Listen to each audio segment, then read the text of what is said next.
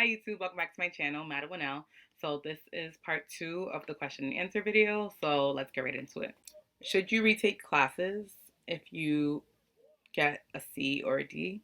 I think it depends. So it depends on your total GPA. I don't think all C's need to be retaken. If you have, 5 C's, obviously you need to retake those classes. If you have a D, that definitely needs to be retaken. Like, no doubt about that. I've had C's on my transcript. I know people who've gotten into lots of medical schools who have gotten a C, maybe even 2 C's on their transcript. So C's get degrees, as they say. You have to take into consideration everything about your application. Is there 2 C's? All the rest, like, A's? Is your science GPA really high? Is it, whatever it is? Also look at the stats of the school that you're applying to. If you applied to med school and you didn't get in, it probably is because you need to retake some of your classes and boost your GPA. So this is all a case by case basis. So just keep that in mind. How to get into med school. So this question honestly could take hours to answer.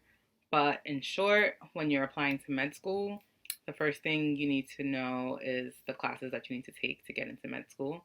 There are about 9 classes you need that are mandatory.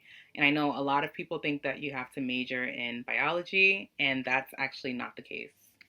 So you actually don't have to major in biology. You just have to take the necessary prerequisite courses and you can major in anything. So I definitely, if I could go back in time, I know I had a different route, but if I were a pre-med, I would major in something that you're honestly passionate about, like maybe psychology or, African American studies or whatever it is, and then take all of your prerequisite courses so that you can honestly, one, that can boost your GPA.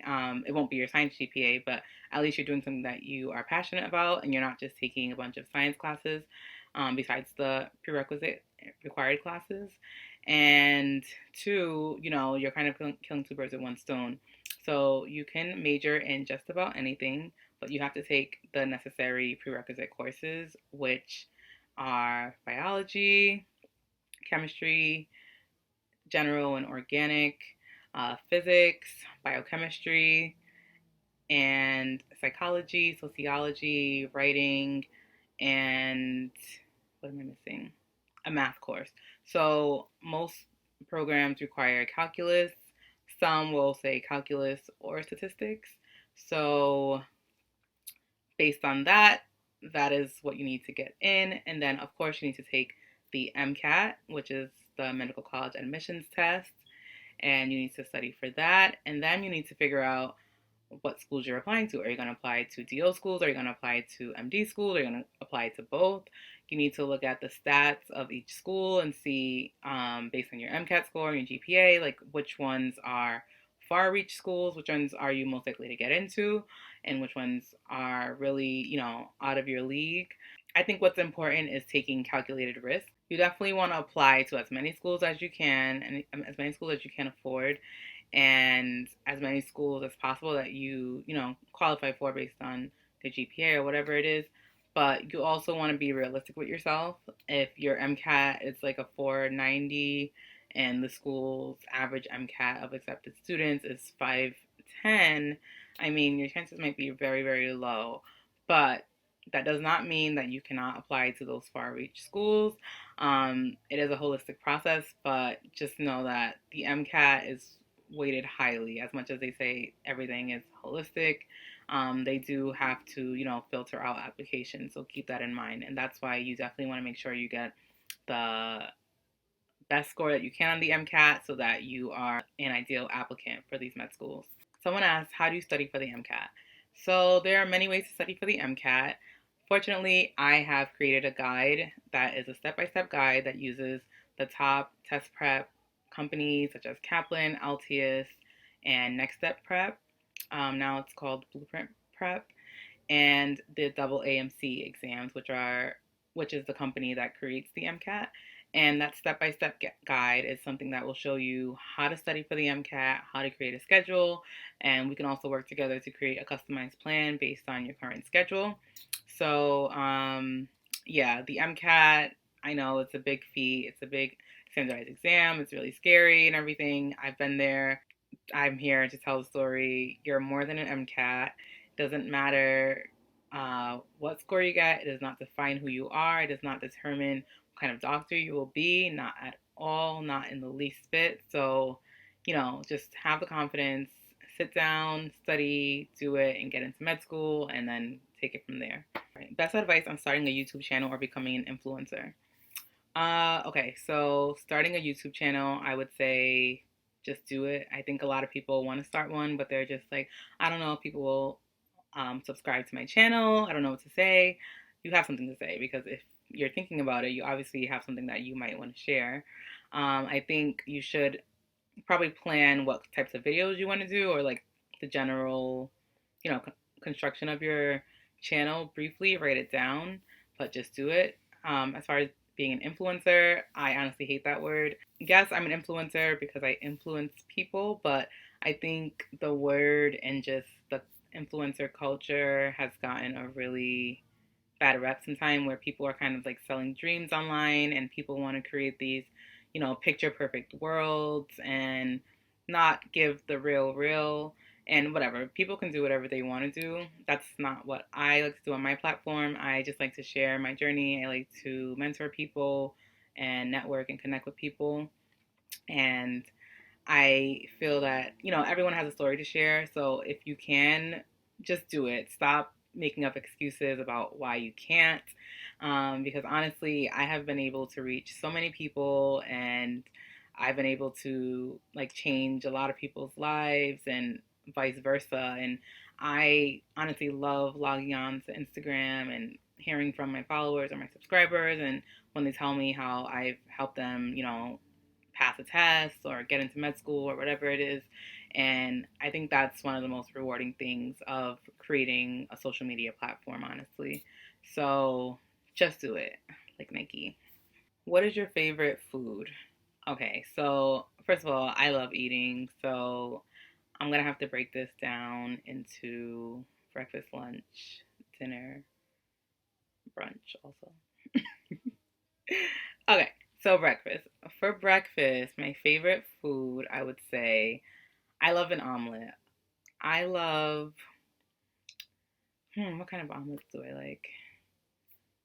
I love a cheese, spinach and cheese omelet's pretty good with home fries. Yeah, my favorite food is going to be a bunch of foods. Lunch, what is my favorite? Honestly, I personally love Liberian food, which can be eaten during lunch or dinner. So my favorite soups. We make rice and have like soups, but they're like stews or whatever, and you can put them on top of rice. So I love cassava leaf, palm butter. What else? Um, what is it? Palava sauce. Yeah, yeah. Palava sauce. Besides Liberian food, I love me salmon, truffle fries. This question, I'm like really excited about this question, and it was supposed to be a one-word answer, but here I am. Now going to brunch. Ooh, brunch. My favorite brunch food is French toast. Shout out to Hotel Chantel. They have the best French toast in all the world. Well, all New York City. Well, it's the best French toast I've ever had, honestly. It has these like cornflake crusted something. Anyway, it's really good. I'm loving this question way too much.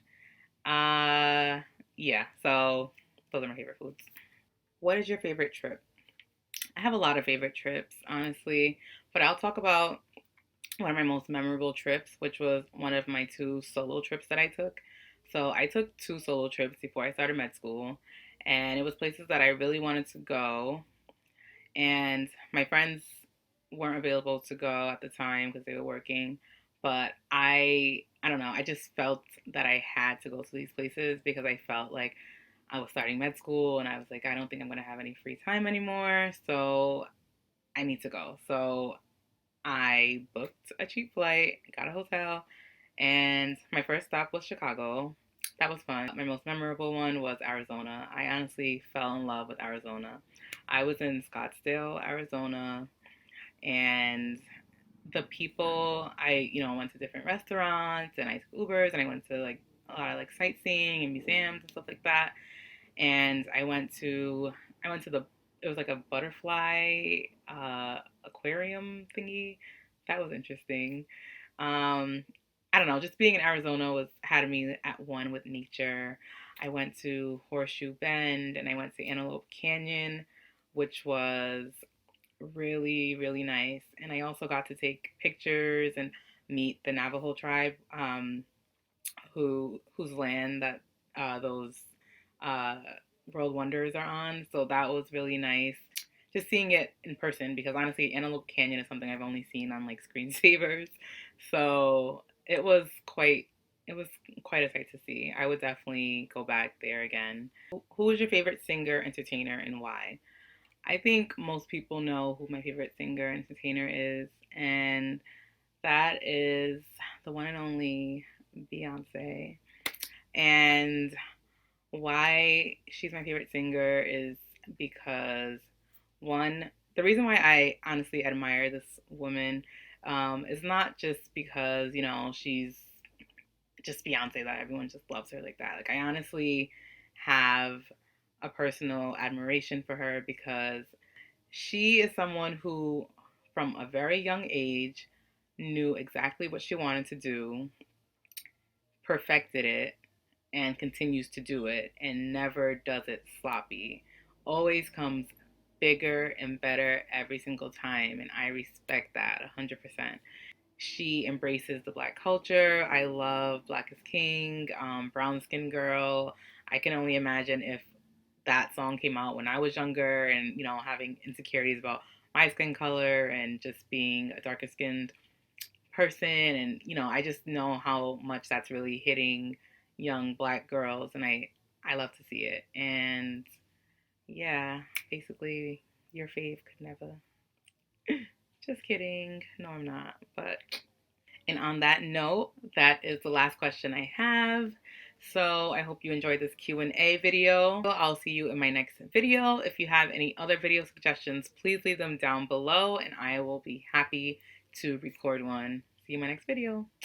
Bye.